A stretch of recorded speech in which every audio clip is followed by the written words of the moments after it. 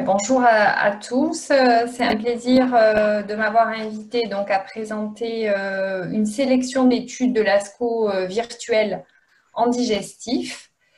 Donc je vais vous présenter rapidement les études avec à chaque fois le schéma de l'étude et le résultat des objectifs principaux. Si après vous voulez plus de détails, je pourrai éventuellement répondre à vos questions ultérieurement. Donc, pour commencer, les tumeurs du rectum. Alors là, le diaporama ne passe pas. Ça bloque sur mon... Est-ce que vous pouvez l'avancer? Ah voilà. Alors, l'étude Rapido, c'était une étude de phase 3 internationale réunissant plusieurs pays européens qui évaluait en fait une radiothérapie courte, c'est-à-dire 5 x 5, suivie d'une chimiothérapie, mais en préopératoire. Cette chimiothérapie était d'une durée de 18 semaines. Et cette séquence de traitement était comparée à la radiochimiothérapie CAP50 classique, qui comporte donc la séquence radiochimiothérapie, la chirurgie et ensuite une chimiothérapie post-opératoire optionnelle. Le critère principal, c'était l'échec du traitement dû à la maladie, soit par récidive locorégionale ou métastatique. Donc, vous avez ici les résultats avec, vous voyez, une grosse étude, plus de 900 patients.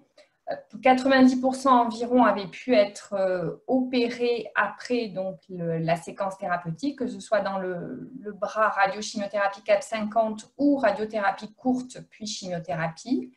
Le taux d'amputation abdominopérinéale était à peu près le même dans les deux bras. Et ce qu'on peut remarquer, c'est que la séquence préopératoire 5 x 5 puis chimiothérapie doublait le taux de réponse pathologique complète. 28,4 versus 4,3%. En revanche, alors je vais décaler un petit peu parce que du coup, je ne vois plus ce que j'ai écrit. Je décale les petites images. Donc, il y avait aussi une réduction du risque d'apparition de métastases en faveur de cette radiothérapie courte. Par contre, pas de réduction sur le risque de récidive locorégionale et pas d'amélioration de la survie globale.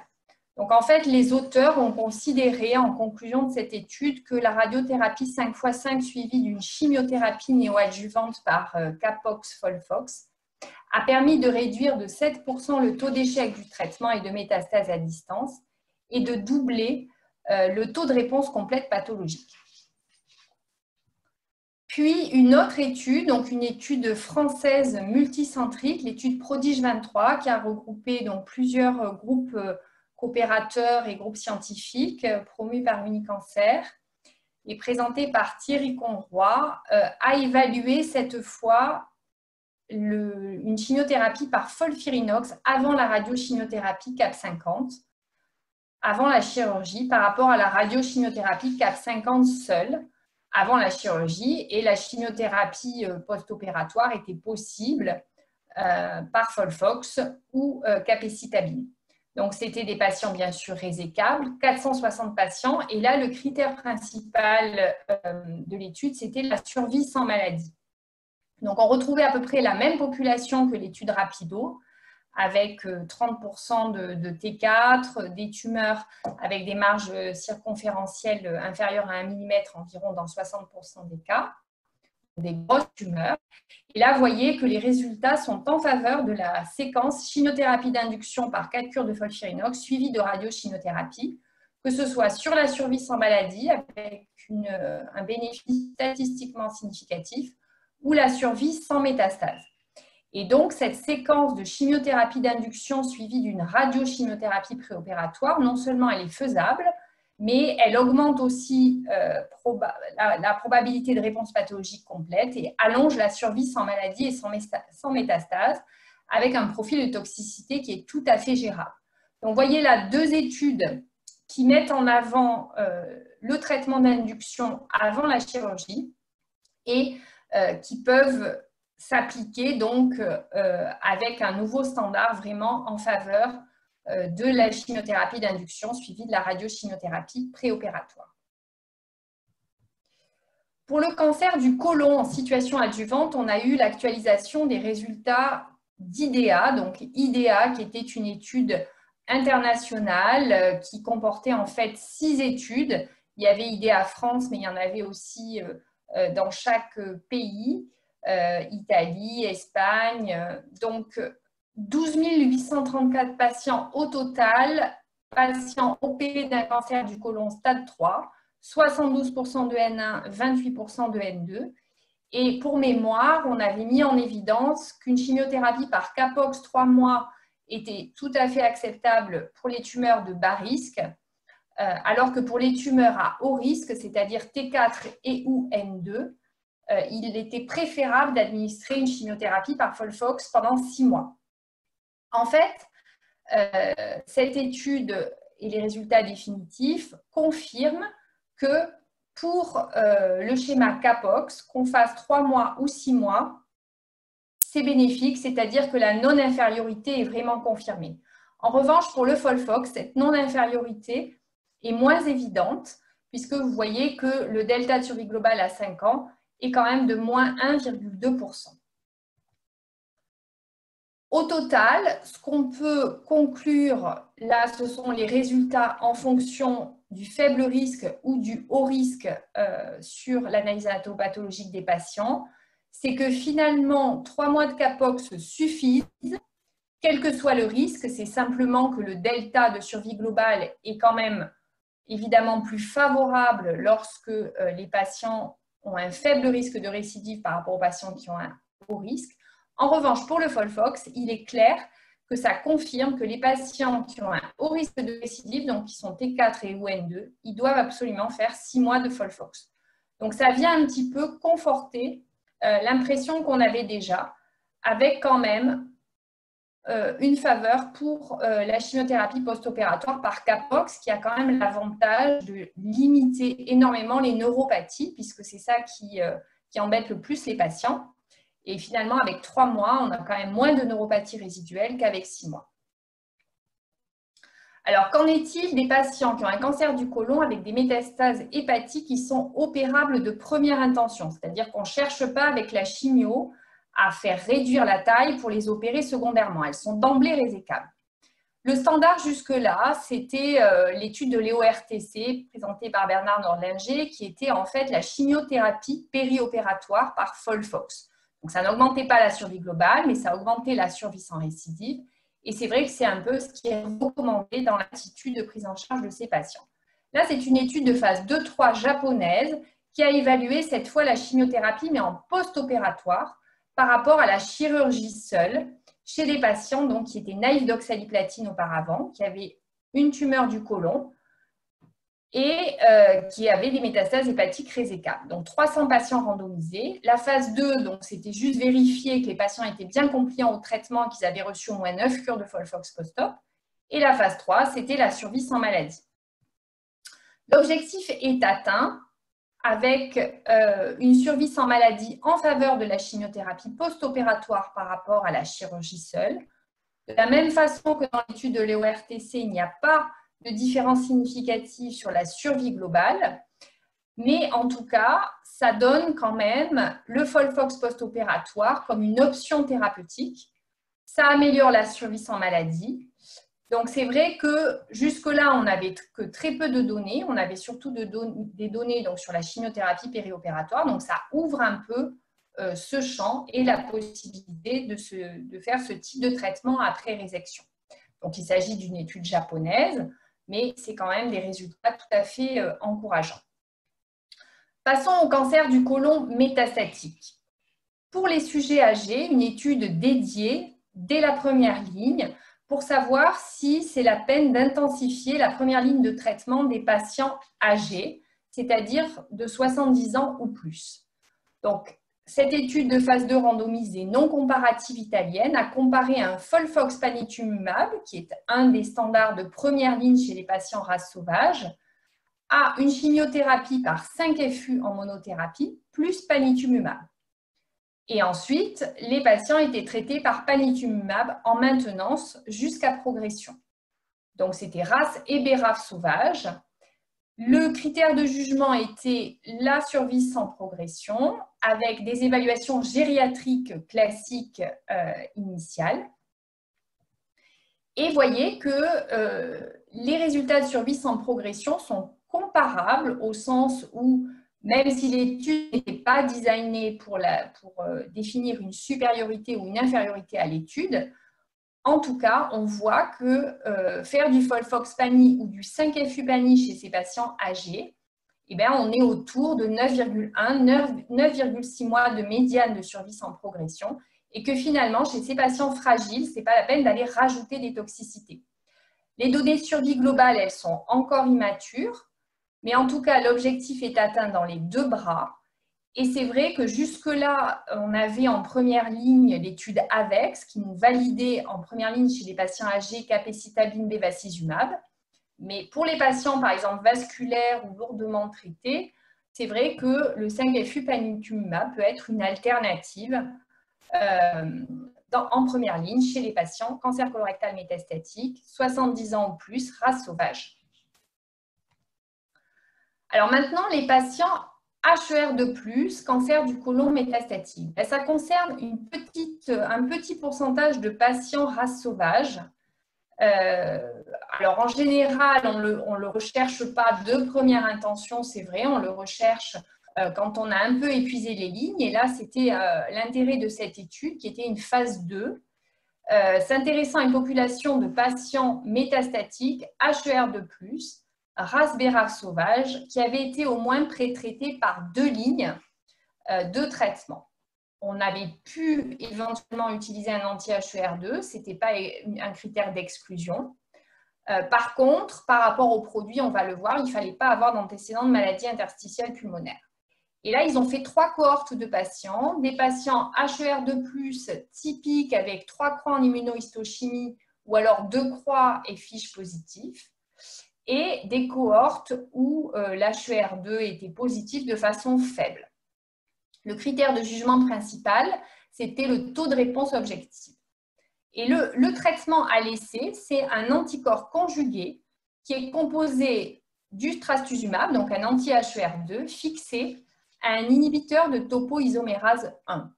Donc, une molécule un petit peu innovante. Et vous allez voir que Destiny, en fait, c'est une série d'études qui a évalué cet anticorps.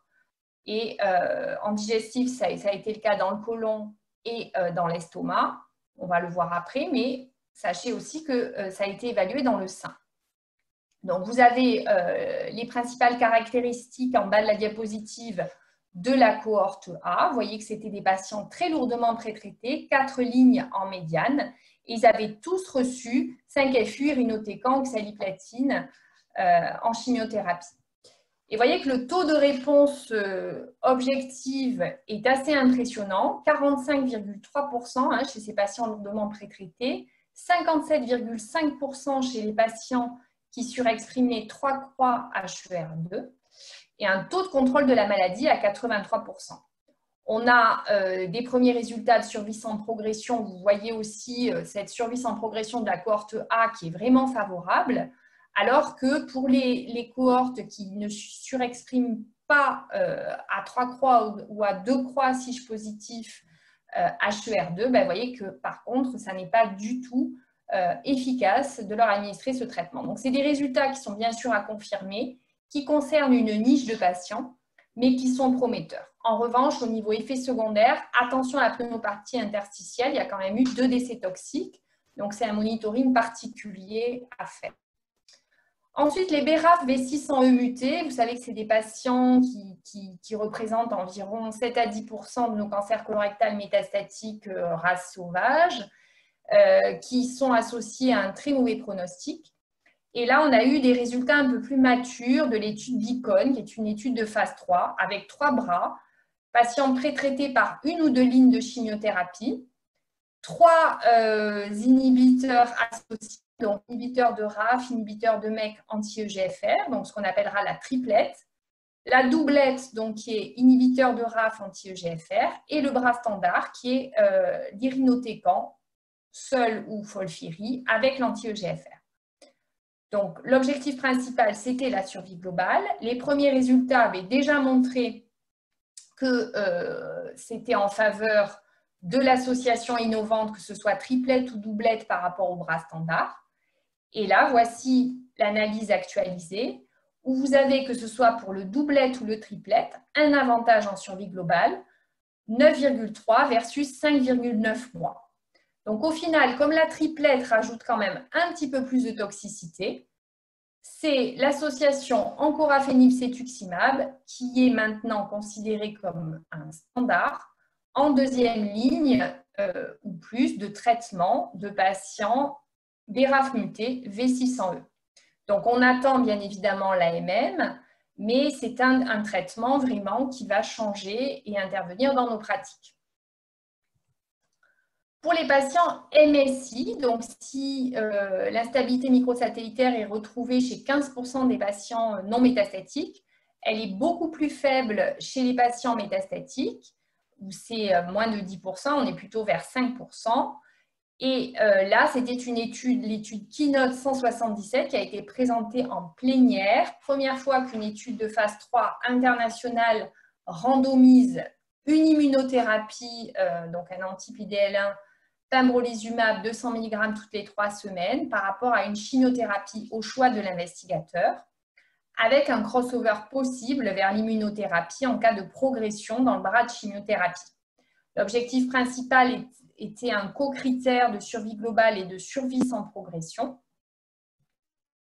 Et vous voyez que non seulement on a une augmentation du taux de réponse objective et du contrôle tumoral, mais surtout de la durée de réponse, avec des durées de réponse 83 versus 35% et une durée médiane non atteinte pour les patients traités par immunothérapie.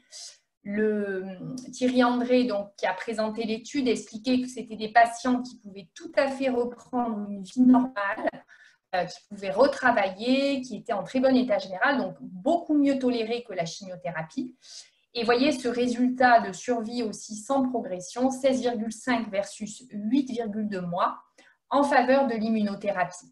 Alors, voyez qu'au début, c'est entouré en rouge, les courbes se croisent, comme s'il y avait des progresseurs rapides au départ qu'il fallait un peu laisser passer, puisqu'après, ce sont des patients qui finalement répondent et tirent bénéfice du traitement.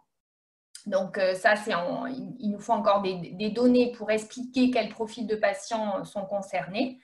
Mais franchement, un patient MSI dès la première ligne, c'est presque, quand on voit ces résultats, une non-assistance à personne en danger que de ne pas leur proposer l'immunothérapie. Donc, on sait que ça marche après, donc ce n'est pas non plus un scandale de commencer par une chimiothérapie, mais là, avec ces résultats, j'espère vraiment qu'on va obtenir le droit de prescrire ce traitement. Alors, passons au cancer œsogastrique, ça va aller beaucoup plus vite. Les cancers œsogastriques opérables. Vous savez que le standard maintenant, c'est la chimiothérapie périopératoire selon le protocole FLOT.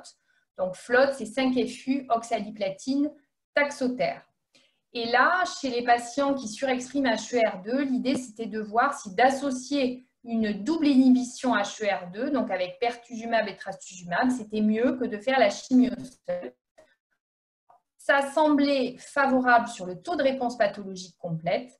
En revanche, on va pas en savoir plus parce que l'étude a été interrompue prématurément du fait de résultats négatifs de l'étude Jacob qui avait évalué cette association de traitement en situation métastatique.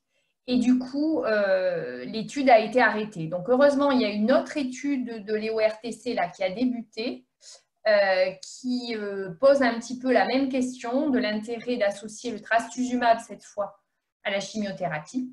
Et pour le moment, en tout cas, ce n'est pas recommandé. Le FLOT reste le standard. De la même façon, la radiochimiothérapie associée au trastuzumab n'augmente pas le taux de réponse complète pathologique, le taux de résection R0. Donc, c'est bien la radiochimiothérapie de type cross par carbopaclitaxel qui reste le standard pour les patients qui ont un adénocarcinome du bas œsophage ou du cardia. Enfin, je vous l'avais promis, la cohorte gastrique des fameuses études Destiny, là, elle a été évaluée par rapport à une chimiothérapie en deuxième ligne des cancers œsogastriques HER2+. C'est-à-dire que ce sont des patients qui ont forcément été traités en première ligne par 5FU, sel de platine, plus trastuzumab. Ils ont eu une autre ligne de chimiothérapie, irinotecan ou bien taxane, et ils ont ensuite été randomisés dans l'étude. Donc, soit ils étaient randomisés avec le fameux anticorps trastuzumab deruxtecan, soit sur une chimiothérapie au choix de l'investigateur par rapport à ce qu'ils avaient reçu avant. Donc là aussi, plusieurs cohortes. Là, on n'aura que les résultats de la première cohorte. Et voyez qu'il y a un taux de réponse objective confirmé qui est en faveur de la réintroduction donc, des anti-HER2, 42,9 versus 12,5%. De la même façon, le taux de contrôle tumoral est augmenté. Et voyez aussi la survie globale, 12,5 versus 8,4 mois. Donc, c'est une étude asiatique, certes, on n'a pas tout à fait le même métabolisme qu'eux, mais ça met un peu en avant le concept de re-challenge des anti-HER2 après échec en première ligne. Donc, ça, c'est une information intéressante. Pour terminer, ça sera ma diapositive. Les cancers du pancréas opérables. Donc, cancer du pancréas, c'était très pauvre cette année à l'ASCO. Des petites données sur l'intérêt de la chimiothérapie périopératoire dans le cancer du pancréas. Une petite étude qui a repris donc, le FOLFIRINOX et le Gemzar paclitaxel chez 55 et 47 patients respectivement. Des taux de résection R0, vous voyez, qui étaient à peu près identiques. Un taux de réponse pathologique complète un peu meilleur dans le bras Gemzar nab-paclitaxel, mais pas de différence en termes de survie globale chez ces patients périopératoires. En revanche, l'étude SPAC5, elle a démontré que de faire un traitement préopératoire à un cancer du pancréas opérable, c'était mieux que de l'opérer d'emblée en termes de survie globale. Là, c'est très clairement évident. Maintenant, on n'a pas encore les résultats de savoir quelle chimiothérapie fait mieux, dans quelle situation, la radiochimiothérapie, dans quelle situation. Donc, ça, c'est aussi une avancée parce que quand on hésite en RCP, ben oui, il vaut mieux proposer un traitement d'induction à un patient, même s'il est opérable. Je vous remercie.